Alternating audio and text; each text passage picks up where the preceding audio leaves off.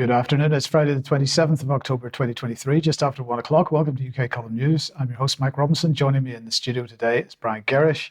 And by video link, we have Vanessa Beeley. We're going to get started today with the online safety bill. It is no longer a bill. It is now an act. It became law yesterday. Let's just have a very brief look at what the government is saying about it. This is going to make sure that illegal content is removed. And this is the only positive out of this whole thing. Because the fact that the government was forced to drop the harmful but legal aspect of this was a positive development. It's going to enforce the promises social media platforms make to users when they sign up through terms and conditions, and this is the key point. So instead of the government aiming to work out what is legal content which is harmful that they want to ban, they're basically going to require Ofcom to hassle social media platforms to make sure that the terms and conditions are followed to the letter. They are going to offer users the options to filter out content such as online abuse that they don't want to see. Well, if it was only online abuse, that might be a positive development. But of course, this is not about online abuse or child protection or terrorism content. It's about censorship. And we will maintain that analysis. So Ofcom has been made the regulator, of course, and let's just see what they had to say about this. They are going to take this responsibility as the new regulator in three main phases. So phase one, they're saying they're going to publish draft codes and guidance on their duties on the 9th of November 2023.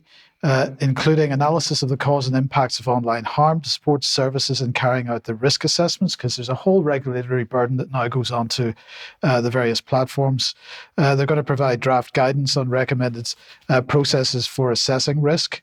They're going to create draft codes of practice, setting out what services can do to mitigate the risk of harm. And they're going to set out draft guidelines on Ofcom's approach to enforcement. They're going to run a consultation on those guidelines, and the codes of practice will then be submitted to the Secretary of State for Science, Innovation and Technology, and subject to the approval there laid before Parliament. So there is going to be parliamentary oversight of this. There's still plenty of opportunity to get involved in that process. Phase two involves child safety, pornography, and the protection of women and girls. And they're saying that they are going to focus on regulated services and other interested stakeholders who will be able to read and respond to draft codes of practice related to the protection of children. And that's going to be in the spring of 2024. They're also going to consult on the analysis and causes of impacts of online harm to children, and they're going to create a draft risk assessment guidance for focusing on children's harms and so on. And then finally, phase three is about transparency, user empowerment, and other duties on categorized services. So that they're going to require companies to provide transparency reports, and this is all about how they manage their censorship regimes, how they actually adhere to their terms and conditions. So they're required to provide transparency reports that's going to provide, as they say, user empowerment tools, and they're going to enforce this operation in line with terms of service. The other aspect of phase three is the protection of certain types of journalistic content, because if, as a media organization, any media organization wants to sign up to this regulatory regime, they can do so. And then they may find that some of their content is protected, and social media companies, no matter what it says in terms and conditions and so on, will not be able to remove that content. This, of course, is all about making sure that the regulated narrative is protected, and that may be viewed as being the government narrative. So here is Dame Melanie Dawes, the chair of Ofcom. Ofcom is not a censor, she says, and our new powers are not about taking content down. Well, of course, Ofcom is not the censor. The censor is the platforms. The censor is the Googles, the Facebooks, the Twitters of the world. Ofcom is merely making sure that they pursue their censorship requirement as regular. That's the platform censorship requirement as rigorously as possible. So they say our job is to tackle the root causes of harm. How are they going to do that? Are they going to provide all kinds of societal change, which is going to deal with the root causes of harm? Are they going to tackle the criminal element which is producing the harm? No, they're not. And particularly where there's a lot of money to be made out of it, it's going to continue. Indeed. So let's bring this on, because, of course, we're talking about transparency. reports, they are going to be required to issue transparency notices. So if they feel that a particular organization is not fulfilling their transparency requirements, they'll be in receipt of a transparency notice, and they'll then have to do certain things to resolve that. But I just was amused at this press release from Ofcom in February this year, talking about how they had been signing up surreptitiously, anonymously, not as Ofcom, to various platforms in order to establish what the user experience is like, with a view to informing how they enforce these transparency platforms. And of course, the other aspect that I haven't mentioned so far is the effect on end-to-end encryption.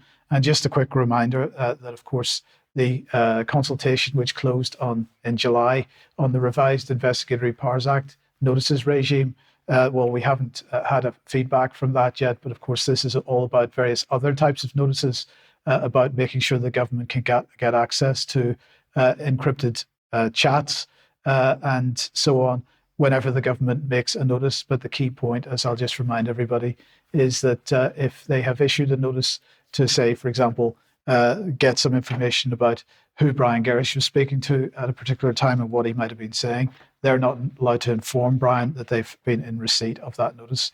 So the process of online safety and censorship begins now. And let's come in at a slightly different angle. This article from The Guardian caught my eye. It's labelled Opinion BBC. The furore over the BBC's Israel-Gaza coverage shows how strong and independent it needs to be. Starving the corporation of funds has been an act of national self-harm. We can make it fit to fight digital disinformation. So the gentleman in the picture, Pat Young, chairs the British Broadcasting Challenge, which promotes discussion about UK public service broadcasting. So I was fascinated with this article and I delved into it. One of the key images that comes up is the one you can see, which they had labelled pro-Palestinian demonstrators throw paint over the BBC building. But let's get into the meat of it very quickly. It says the BBC operates under the most intense scrutiny of any media organisation in the world, and this has never been more apparent than over recent days as the world comes to terms with an unimaginable massacre in Israel and the aftermath in Gaza. Interesting language there by The Guardian, of course. A number of politicians and media outlets, most with not well-hidden agendas, have chosen to see the BBC as the issue on which to concentrate. They're right. Well, we're absolutely right. So it goes on to say the BBC is the issue because a strong, well-funded and editorial independent BBC has never been more important for an informed democracy than it is today. But the government's been stripping away funds. People have been questioning its impartiality, quite rightly. And so now we find ourselves with 30% cuts to the BBC budgets. And oh dear, there's woe. But what is this British Broadcasting Challenge that this gentleman is involved in? Well, this is where it gets really interesting, because here it is. And it's got two simple goals: to promote a wide-ranging discussion about the future of UK public service broadcasting, its potential for good, its ability to transmit truth, its institutional place at the heart of the UK, and how it can be improved for the digital age. And they want that debate in public. Well, at least that second point is of interest. But if we get into a little bit more detail about them, they say, we know facts matter, we know accountability matters, we know identity matters, we believe that how these values are transmitted matters. And then it goes on to say we're very lucky in the UK because we've got the publicly owned BBC, Channel 4, S4C, with agreed content commitments from ITV, Channel 5, Scottish Television, Ulster Television, as well as obligations on all licensed broadcasters. This ecosystem works to ensure fairness, impartiality, through its uniquely British construction, whatever that means. It covers commitments, content, arts and religions, portrayal of the nations and regions. And then by the time you get to the bottom, it's also pointing out that there's 118 billion circulating, which it says is added value to UK PLC. A lot of questions to be asked about that. And if I do this second bit very quickly here, it says that They're worried because in a fast-changing media landscape, our unique ecosystem is under threat, under funding from the proliferation of unregulated broadcasters online. This is where the fear is coming from, and from the exponential growth of social media platforms, from US-based streaming services shorn of any public service broadcasting obligations, from changes driven by ideology over evidence, and even from benign neglect. So it's all woe, but what are they really frightened about? Social media coming online. But they ask this question. They say, if the government has got a deliberation going on about the future of public service broadcasting, shouldn't this be available to the public? So I'm going to go with them on this point, although clearly they're in defence of the whole system in itself. And if I come to the Public Service Broadcasting Advisory Panel, which was set up here, we're talking 2020. Let's bring in a headline. Membership of the advisory panel is voluntary. An invitation from the Secretary of State, Culture, Media and Sport, and or the Minister of State for Media and Data, who will chair the panel. So it's clearly independent, Mike, as you can see. And it goes on to talk about its role and purpose. So whether the concept of public servicing broadcast is still valid, how it should conduct its affairs, how it should be regulated. But then my eye was cast to the selected people. And we've got senior advisor at BT, we've got Liberty Global, we've got Lord Grade, former chief executive of Channel 4, chairman of the BBC Board of Governors, and executive chairman of ITV PLC. They're all completely independent still. And then we drop down through this selection, which I'd encourage people to look. And this one caught my eye, Sophie Turner-Lang, former CEO of Endemol Shine Group. Now, I have never heard of Endemol Shine Group, so I did a little bit of work on that. And here is a takeover of Endemol, which means that it's now the largest international content producer and distributor, 88,000 hours of multi-genre premium entertainment, most of which I've seen is very dark. And you're talking about 2.7 billion. So this is the powerhouse that's working behind closed doors with the government to talk about the future of public service broadcasting. And I think there's a lot of questions to be asked as to how this little arrangement is working. Okay, let's move over to Vanessa then. Welcome to the program, Vanessa. Let's head for Israel and Gaza. Yes.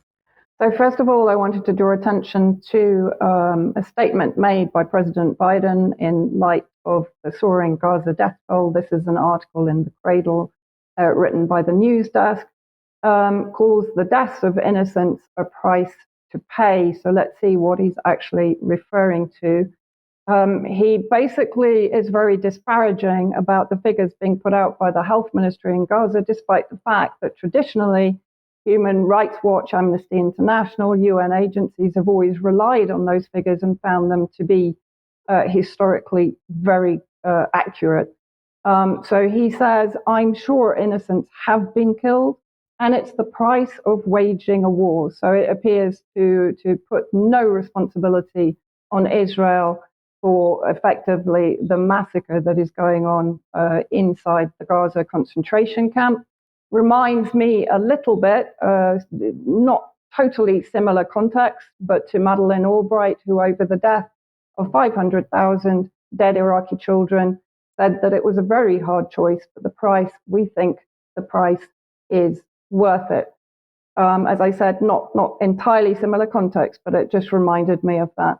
So in response, the Palestinian Ministry of Health has now published a 212-page report, which is available online, including all details, names, family names, etc., of more than, I think we're now at 7,500 killed in Gaza that are currently being buried in mass graves, and their bodies are being held in converted poultry trucks and ice cream trucks. 3,000 children, just please let that sink in. How many schools in the UK would that involve of children? Then I want to focus on the continued dehumanization campaign, particularly by members of the Zionist government or with connection to the government. This is from Dan Gilliman, former UN ambassador of Israel 2003 to 2008. Interestingly, he's also a senior advisor to the Blackstone Group and CEO or chairman of the Blackstone Group Israel. So let's roll that, Mike. Just want to ask you then about something else he said in his speech, which is about the collective punishment, as he put it, of the Palestinian people. And I want to talk about that in the context of the blockade and keeping fuel out of Gaza. I just wonder if you think that that is really necessary. You know, I'm very puzzled by the constant concern which the world and also Britain, I must say, Mark, is showing for the Palestinian people, and is actually showing for these horrible, inhuman animals who have done the worst atrocities that this century has seen, and the worst atrocities that Jews have suffered since the Holocaust. Interesting language being deployed there. And then we have James Woods, who I believe was the executive producer on the film Oppenheimer, who tweeted out, and I have to say, although X, as it's currently called, may have limited visibility, there has been no action against this, which is clearly hate speech on the par, for me, with the hate speech and dehumanization rhetoric that the Nazis deployed against the Jews. So he says, bomb the savages who did this back to the Stone Age. There are no gray areas. Kill them all, every Hamas savage and every Hamas supporter on earth. Bury them with the entrails of pigs. Just to clarify that Gazan civilians have been putting out very regular announcements that they stand by the resistance factions and that they're not going to be driven out of Gaza. Next, I want to show a very short clip of an interview, again by Sky News, with an IDF commander, which is quite extraordinary. Now, on the bombardment of Gaza, it's causing a death toll that is surpassing anything in the decades-long Israel-Palestine conflict. What percentage of the something like 700 deaths a day that are being reported from Gaza, what percentage are Hamas terrorists? Mark, we are not bombarding Gaza. Oh, you can watch the full section of that interview. It's available pretty much everywhere on social media. But interesting that Max Blumenthal then tweeted out following Netanyahu's address amid the war with the Palestinian resistance factions. Netanyahu, the leader of Israel's master race democracy, this is Max's terminology, declares, "We are the people of the light." They, presumably meaning the Palestinians, are the people of darkness. Then vows to fulfill biblical prophecy, which is based on the apocalypse, through the bombardment of Gaza. Personally, I've been calling it the Hiroshima doctrine. In the last 19 days, Israel has dropped more than 12,000 tons of explosives, which is equivalent, according to many, of the Hiroshima atomic bomb. And here is just a few seconds of what that looks like for Palestinians.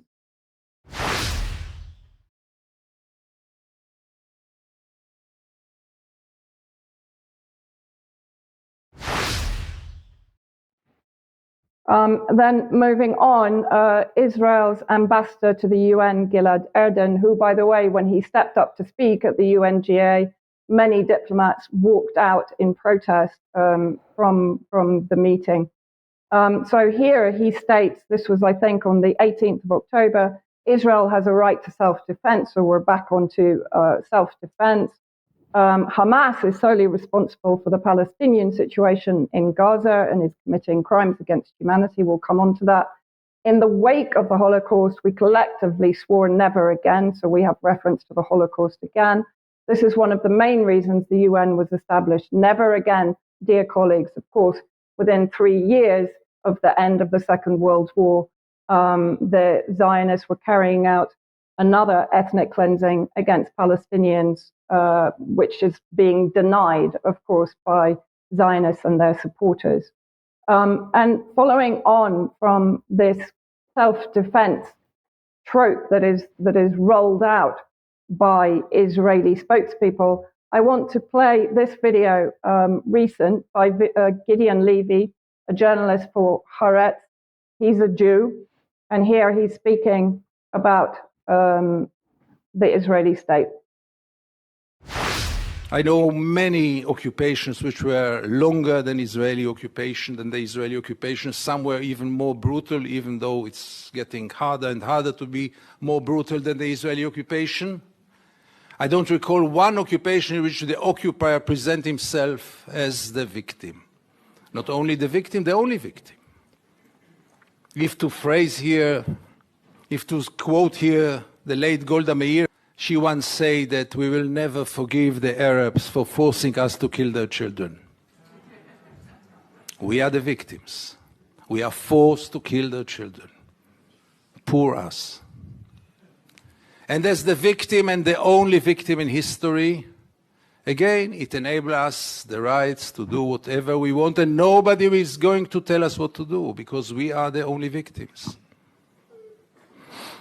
To this, there is a third, very deep-rooted value, and this is the very deep belief, again, everyone will deny it, but if you scratch under the skin of almost every Israeli, you'll find it there. The Palestinians are not equal human beings like us. Then what I want to very quickly look at, because I can see that I'm running out of time. The IOF is still claiming, of course, that it was a Palestinian resistance failed missile that caused the Gaza hospital blast at the Baptist Hospital. However, even New York Times is putting out a report saying that it has evidence that that is not necessarily plausible. Moving on, Mike, to the next article, to the Mondo Vice article, because I'll just rush through these a little bit. People can read the articles for themselves. So this is a Mondo Vice article that was put out quite recently in the last couple of days. A growing number of reports indicate Israeli forces were responsible for Israeli civilian and military deaths following October 7th attack. Please do read these accounts that I'm going to be showing you. So basically, I'll go through very quickly. This is testimony from a local resident whose partner was killed, who talks about on the Monday, 2 days after the original attack, on the Monday, Israeli tanks carried out the shelling of buildings that contained not only armed resistance factions, but also civilians. So they effectively killed a number of civilians. And then moving on to the recent release of hostages taken by the resistance factions. This is Yocheved Lifshit's statement that caused great perturbation amongst the Zionist media and PR moguls in Israel, if we can see what they actually said. Because basically Lifshitz was saying that they were treated extremely well by the resistance factions. And in fact, the footage of her leaving shows her shaking the hand of one of her captors. A source who's involved in Israel's wartime public diplomacy basically stated that allowing Lifshitz to speak publicly with her daughter translating into English had harmed Israeli Hasbara public diplomacy, basically supporting Israeli political agenda. Two other articles that I recommend that basically bring together all of the alleged atrocities and break them down and demonstrate that actually many of them were based on unverified, unsubstantiated reports and should be either retracted or qualified post the event. So we're seeing again the rush to judgment, the claim of atrocities is now being severely watered down by good investigative journalism. So you have this article from The Cradle, and then last from Mint Press News, how big media facilitates Israeli war crimes in Gaza. I do recommend people read both of those. Okay, brilliant. Thank you very much for that, Vanessa. Let's move on. We'll come back to this topic a little later, but let's move on with this. Yesterday, Rishi Sunak was describing the future for us in the UK and the world, in fact, with respect to artificial intelligence. He's saying that AI has the potential to transform society, but it brings new dangers and fears. So this speech that he gave yesterday was really a precursor to the AI Safety Summit, which is going to be hosted by the UK on the 1st and 2nd of November. And this, of course, is coming under the Department for Science, Innovation and Technology.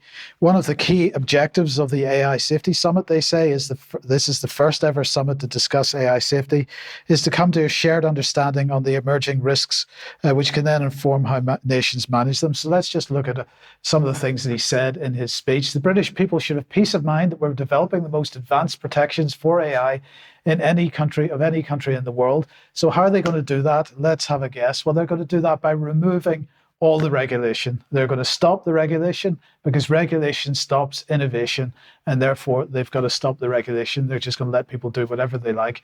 This is a point of principle. We believe in innovation. It's a hallmark of British economy. So we will always have a presumption to encourage it, not stifle it.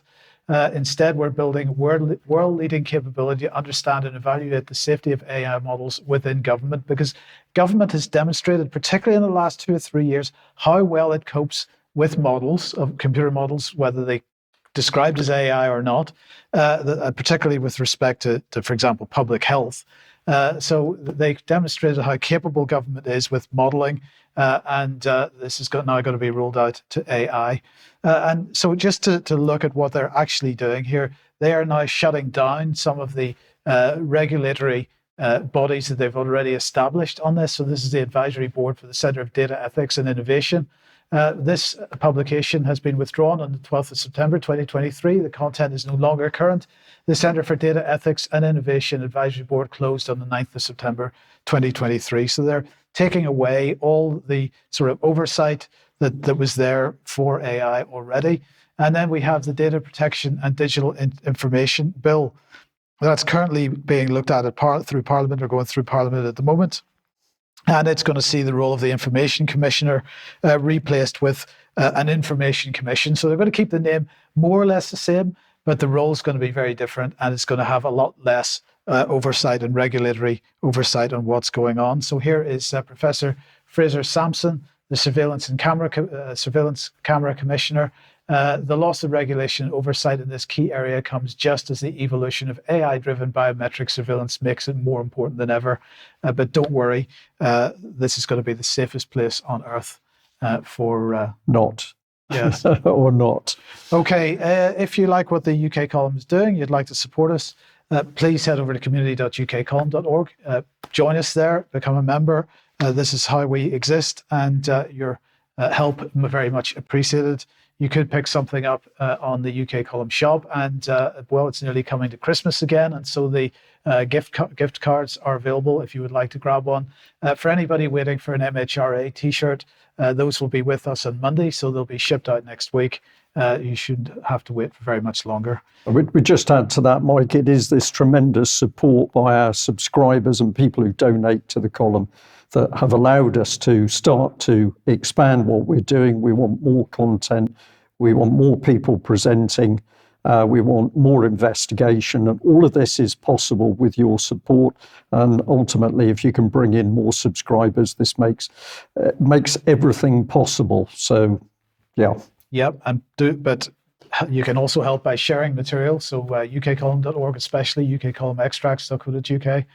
Now we have got a bit of a correction. Now, NewsGuard says we don't make corrections, but we have a bit of correction to make. Well, it's a very important one. And of course, I am at fault because I'm going to call it a typo, but I was reporting on the fact that either Keir Starmer had got two opposing ideas in his head, or a lot of people suggested he was lying. Well, I couldn't confirm or deny that. But apparently the key thing that I got wrong was that I made a mistake with his name, which should have been Keir, and I put it More Construction Company, Keir. I-E-R. So there we are. There's a correction by UK Column, and we do apologise to Mr. Starmer that we got his name wrong.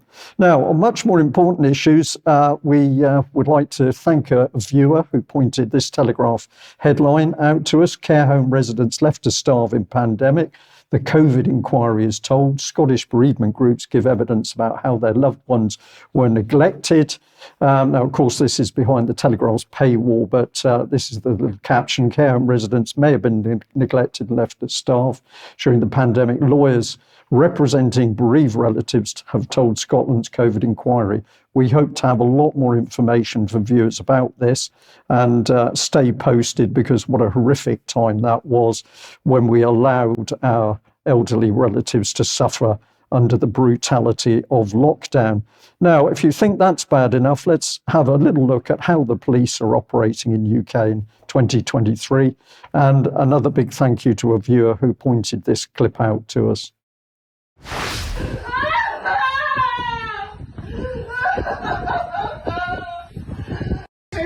Sylvia, just do what Lee said, just go peaceably, he's on his way. He's going to come and meet you. Just go peaceably. I need my keys. Got your keys, got your shoes, and got a coat. Do you know where her medication's kept? I've just had a look, I don't know. She keeps all her stuff put away appropriately. That's right, this police response is for criminal damage because a 67-year-old lady has pruned a hedge or an overgrown tree or shrub in her communal garden.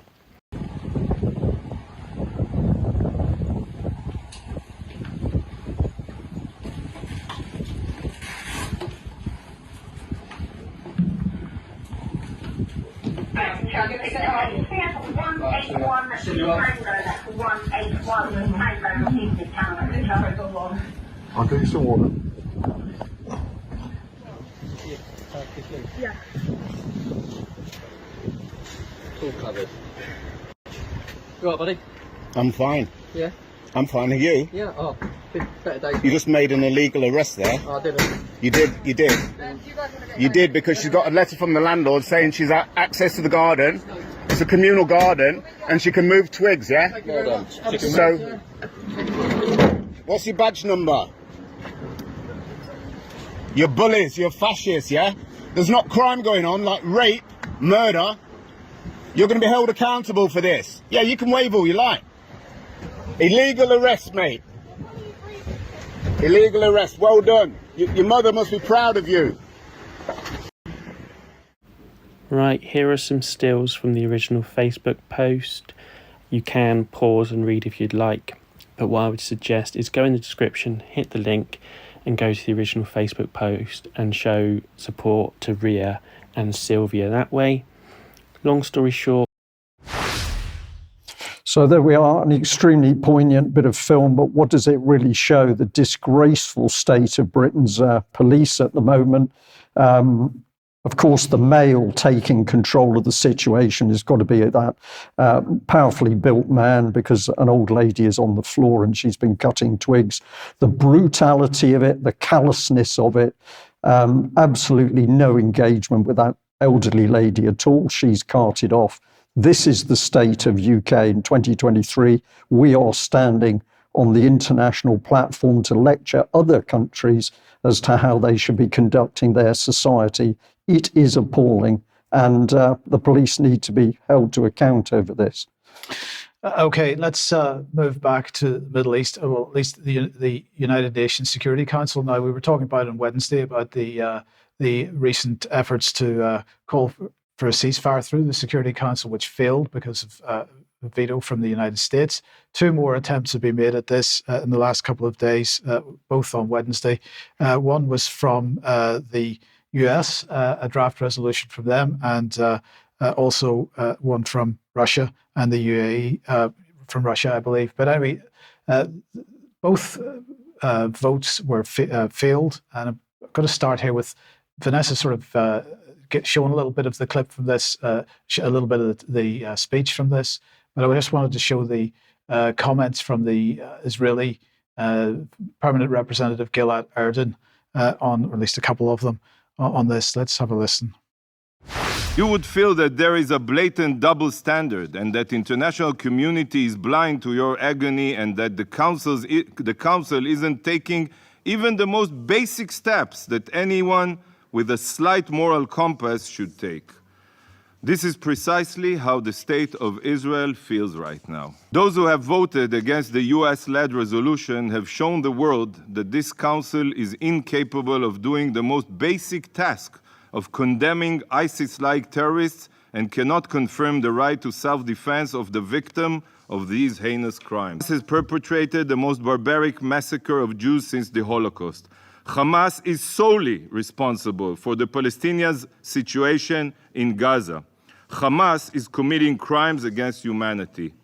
In the wake of the Holocaust, we collectively swore never again. This was one of the main reasons the UN was established. Never again, dear colleagues, is now. Do not forget this. So that's the position of the Israelis. The US resolution was not satisfactory to China or to Russia. So let's just bring the comments of Vasily Nebenzia on screen, because this is what he had to say. It's extremely lamentable that for 2 weeks since this crisis erupted, the Security Council has not been able to send a collective signal to de-escalate the situation.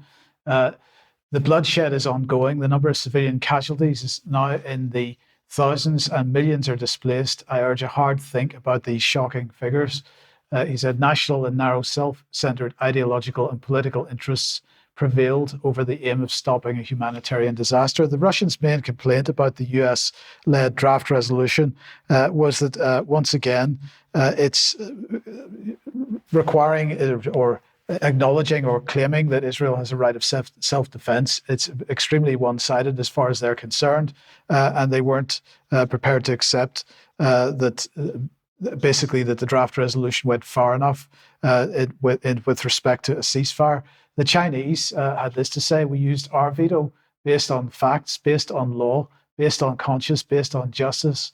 The US text was seriously out of balance and lacked the strongest calls necessary for a full ceasefire. So there is still no agreement within the Security Council on how to move forward because, of course, the United States and Britain are the main barriers to this.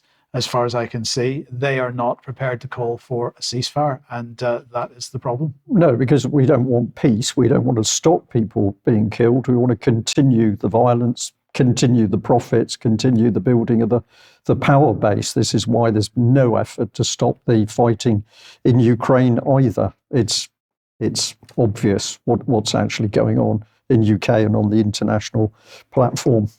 Vanessa, let's come back to you. And you wanted to comment on the video that we were showing on Monday's program, I think it was, respect to the son of the Hamas founder. Yeah, well, I mean, what I found very interesting is that interview coincided almost perfectly with Israeli President Isaac Herzog putting out this extraordinary claim that during the attack on the 7th of October, Hamas just happened to drop leaflets showing how to put together chemical weapons. Now, obviously, I am making the comparison with Colin Powell and the weapons of mass destruction in Iraq. But let's see how that combines with, the interview was actually by Alistair Bunkle of Sky News, who also was heavily involved in pushing out the Western propaganda narratives in Syria. And actually, although he says it's difficult to substantiate what Herzog is saying, after all, he's the Israeli president and therefore he should be given credibility. The documents were sent to none other than Hamish de Bretton-Gordon, again, the go-to expert from the UK with connections to MI6, who was used to basically shore up the chemical weapon narratives in Syria. So then we had this interview by Fox News of Mossab Hassan Youssef, the son of founding Hamas leader. Let's have a look at his background. So between 1997 and 2007, This is a 2010 CNN report. He basically worked as one of the most successful spies for Israel. So for 10 years, he was working, providing espionage for Israel, and even resulted in the incarceration of his own father. So what did he actually say in the interview? You were shown a section of that on Monday. He told Fox News' Brian Kilmeade that Israel should explore using gas. I presume that refers to cyanide gas after evacuating civilians in Gaza. He says, it sounds horrible, but I don't see any other option. The tunnels, meaning the armed resistance tunnels, are interconnected, and gas could be one of the solutions. But this has to be in the right time. We cannot just rush into Gaza. Note that he used the term we, which suggests that he's still working or still perceives himself as an ally of Israel. There's no modern army, he says, that is prepared for this type of war. And most importantly, we need to get the civilians out of the picture, which I presume means evacuating them into the Sinai, as that has been demonstrated to be the plan of many of the government officials in Israel. As long as there are civilians there, then the operation might be incomplete, he said.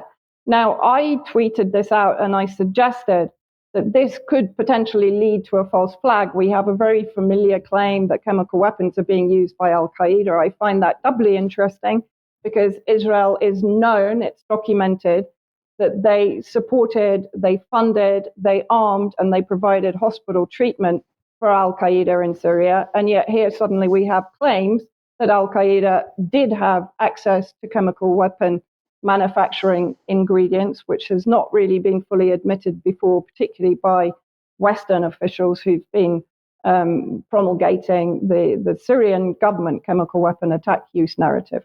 So Clayton Morris, formerly of Fox News, now of Redacted, actually spoke to Larry Johnson about the potential for a false flag where potentially gas of any kind could be used against, for example, Gazan civilians and then blamed on Hamas.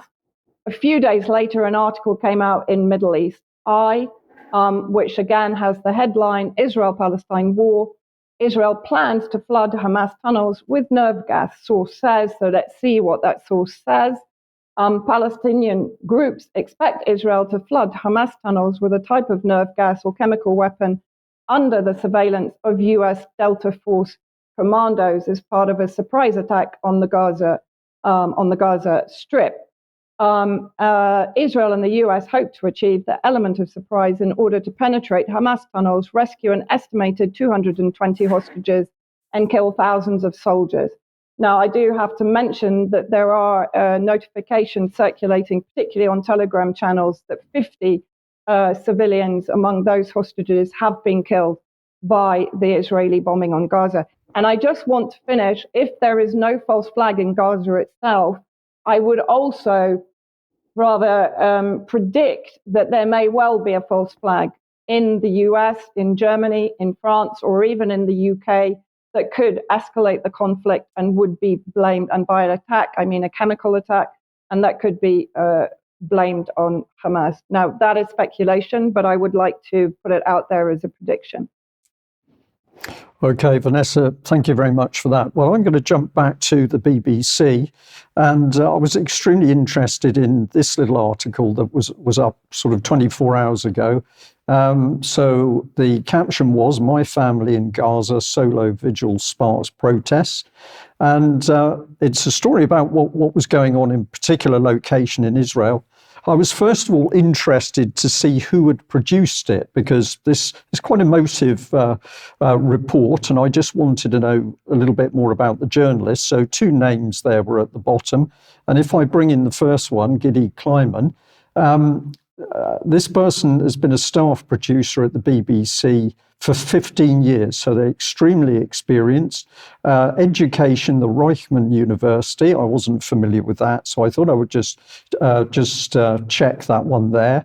And if we bring the university in on screen, this is the first private institution of higher education in Israel. And if I'll leave a bit of the detail on screen, people can freeze it and read it.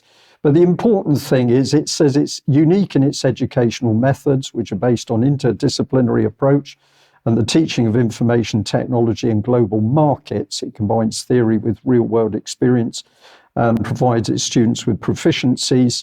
And one of the big things they're saying is that it's got alumni that come from many, ultimately go on to high-profile jobs and cover many different of areas. So key positions, government agencies, high-tech companies and financial institutions.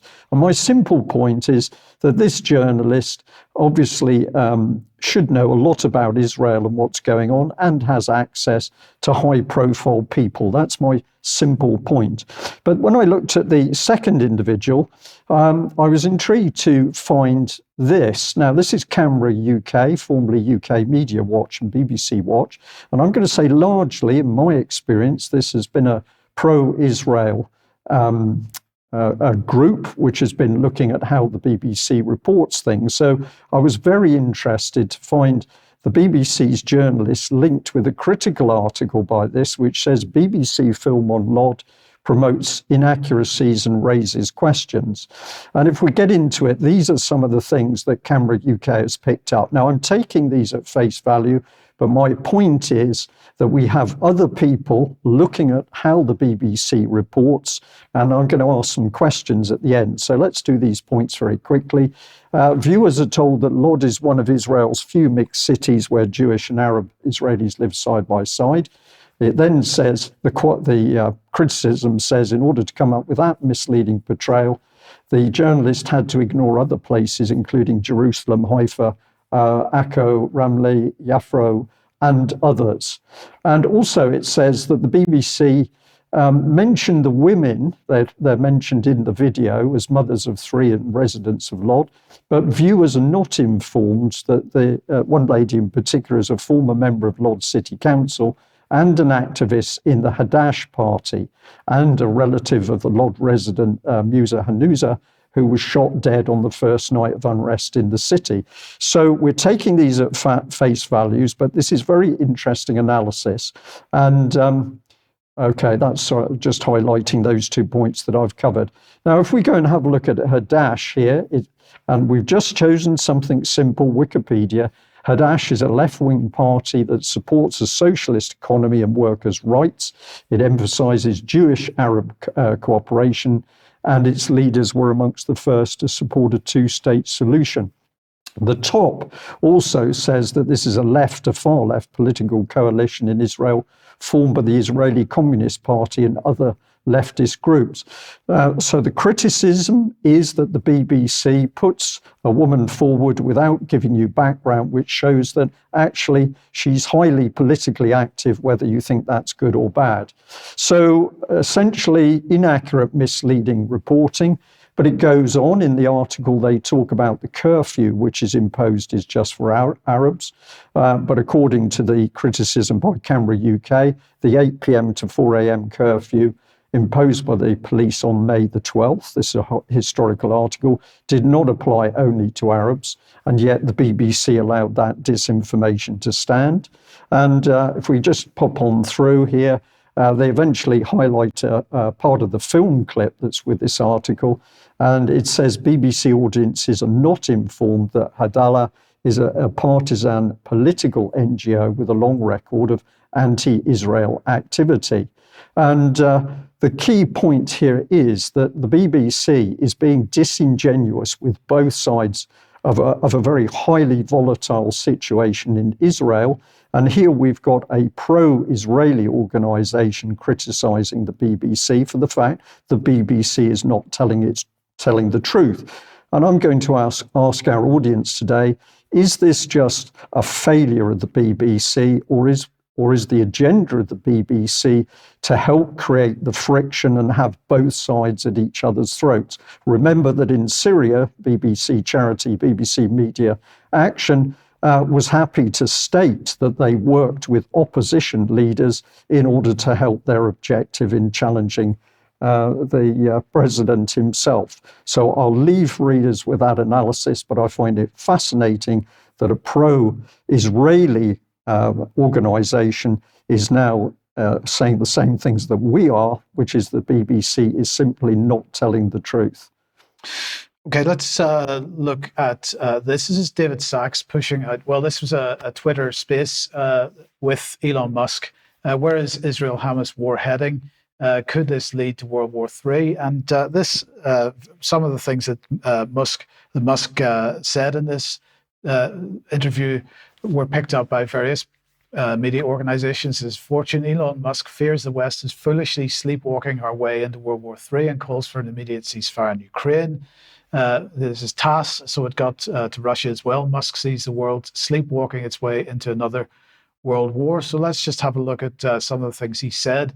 A combination of Russia, China, and Iran should be viewed as very strong relative to the West. The potential here isn't a small battle. It's a massive battle where the industrial capacity is of comparable size to the Western alliances. We do not have an overwhelming advantage in industrial might. Unfortunately, our policy has been forcing Russia and Iran to ally with China.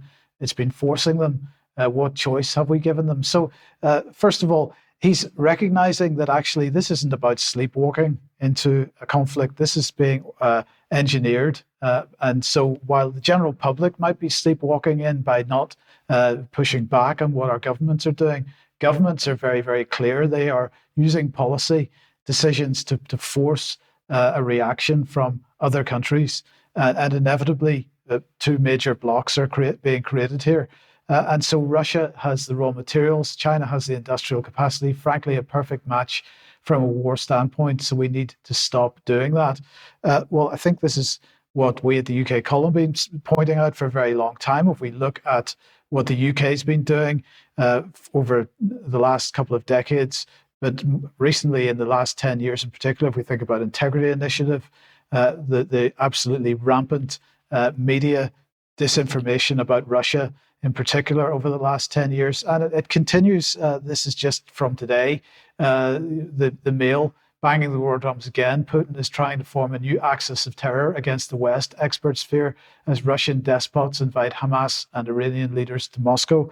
This couldn't possibly be about peace or making some kind of negotiation over hostages. No, this is about creating an axis of evil, which we then are inevitably going to fight a war with. And the media, the government, the think tanks, the NGOs, they are all, it seems, working together to develop a narrative which is going to bring us not sleepwalking into the Third World War. It's going to bring us very rapidly into that, unless the general public decides enough's enough. Yeah. Where does that take us? I think it's back to Vanessa. Yeah, very quickly. So I'm going to end with two videos. First of all, both these videos are based on the premise that the establishment of the Israeli state, or what I would call the Zionist state, was basically a hit-and-run colonialist project by the British. The history of that is in these two links, if Americans knew, and then also this backup at Mondo Vice, if you want to move on, Mike. Yep. So those two articles will give you the very concise history of what went on. Now, the first video is from an intellectual and historian, Shahid Bolson. He has a very controversial past. He has put out a video disputing that controversial past, which is up at his YouTube channel. So let's just roll this and listen. I think he talks a lot of sense. We should more or less be on the same side, but they keep making you do things that make it impossible for us to side with you. And that's the whole trick, and you keep falling for it. We don't have a problem with Jews. We never did. Muslims don't have a problem with Jews, and history attests to that fact. But the people who do have a problem with Jews are the biggest backers of Zionism, and we do have a problem with Zionism. And you should too, because it's a plot that's against you and not for you. If you think about it, they're tricking you in every which way. The U.S. didn't defeat the Nazis and liberate the concentration camps. Russia did that. Some of the biggest backers of the Nazis were in America. And after the war, they brought over all the top Nazis in Operation Paperclip, and you know it. And right now, they're backing an army in Ukraine who literally fly the swastika, fighting against the country that ended the Holocaust. And you're supporting them. You see how confused you are? Don't you see how they've never changed? How the West has never changed? Don't you see how they want you to be against anyone who ever gave you refuge, anyone who was ever decent to you? And you still think this is support? You still think this is love? You think this is friendship? They're using you and they're ruining you because they never stopped being anti-Semitic. That's the truth. They never stopped being anti-Semitic. So my message to Israelis would be, stop being led by the nose by anti-Semites and actually make peace with the Semites, with the Arabs, with the Muslims, and get yourselves free once and for all from the United States, from Europe, and from Zionist anti-Semitic manipulation, because it's going to be the death of your country. It's going to be the death of your society. And like I said, it's going to be the death of your souls. Because in order for you to do what the United States wants you to do, you have to do things that are against your belief system. You have to do things that are against your morality. You have to do things that are against your own sense of humanity. And it's going to destroy your reputation. And it is destroying your reputation all across the world, and more importantly, across the global south, which is where the future is. So you need to stop being manipulated by the West. You need to stop being manipulated by the United States and stop being manipulated by the people who are taking money from the United States and lining their pockets with it. They're sacrificing your children, they're sacrificing your sons and daughters, they're sacrificing your quality of life, and they're sacrificing your future just to line their pockets. Everybody knows that Netanyahu is doing nothing now but trying to save his political career, no matter how many lives have to be lost, Palestinian lives or Israeli lives. He doesn't care, and neither does America. So you need to wake up and start using that great brain that we all keep hearing about. I'd just like to, sorry, Vanessa, if I may, I'd like to say that I've listened to all of that clip. So we just had a part of it there and encouraged the audience to listen to all of it. It made me think. The calm delivery I really liked. But of course, he's talking about a nation being led by the nose, but I feel here I am in UK in 2023, and I'm in a nation which is being led by the nose by individuals that I do not feel have got the best interests of this country at heart. And yet what do? They're planning on a global scale, on a Davos scale, in order to change the way this society functions and the US society functions and the way societies function in the European Union. And it doesn't surprise me at all that we would have the same problems in Israel itself, where the government is not necessarily what people think. So I'm just going to say it's worth watching the whole clip and thinking about the country that you live in, wherever you are in the world, because it seems to become increasingly clear that our governments have an agenda between themselves and not in the best interests of people in their own nation states. And for the people in the chat box that didn't catch the name, it's Shahid Bolson. So sorry, Vanessa, go ahead. We'll also discuss him a little bit more, maybe an extra.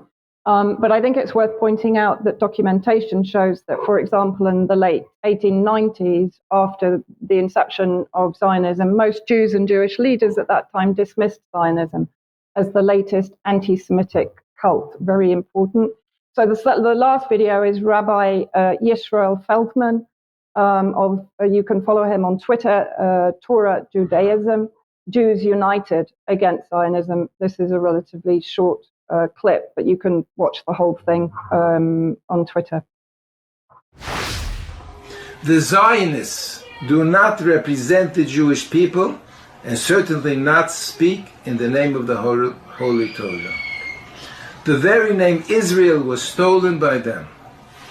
Authentic Jews around the world demand that the entire land and all rights be restored to the Palestinian people.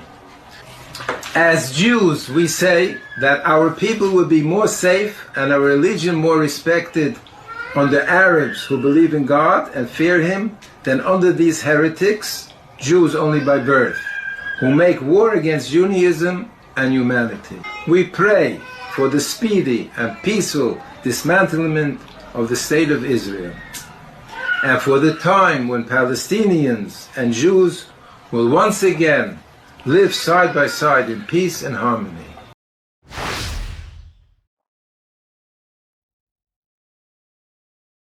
I think it's just interesting to get that opinion, which is echoed, by the way, by many Jews in America, in Europe, and in the UK. And we're seeing more and more Jews going onto the streets to demonstrate against what their government in Israel is doing.